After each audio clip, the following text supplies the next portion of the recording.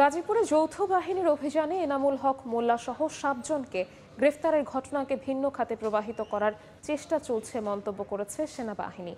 সকালে ধান গবেষণা ইনস্টিটিউটের সংবাদ সম্মেলনে এ তথ্য জানানো হয়।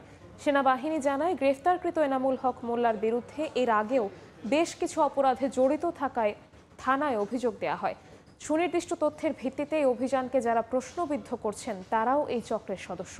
অপরাধীদের কোনো রাজনৈতিক পরিচয় নেই জানিয়ে নির্বাচনকে সামনে রেখে যারাই অস্থিতিশীল পরিস্থিতি তৈরি করবে তাদের বিরুদ্ধেই কঠোর ব্যবস্থা নেওয়ার কথা জানায় সেনাবাহিনী।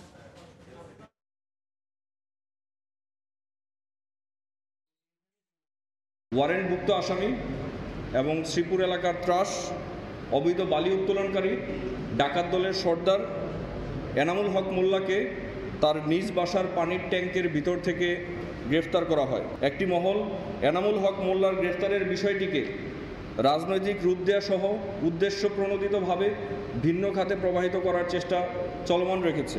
যারা এই ব্যাপারে অপপ্রচার করছে এবং অপপ্রচারের প্রশ্রয় দিচ্ছে, আমরা মনে করি এদেরও কোনো না কোনোভাবে সন্ত্রাসী কর্মকাণ্ডের সাথে সংশ্লিষ্টতা থাকতে পারে। সেই বিষয়টিকেও আমরা গুরুত্বের সাথে খতিয়ে দেখছি এবং উপযুক্ত প্রমাণ সাপেক্ষে তাদের ব্যাপারেও কঠোর আইনানুগ ব্যবস্থা গ্রহণ করা হবে।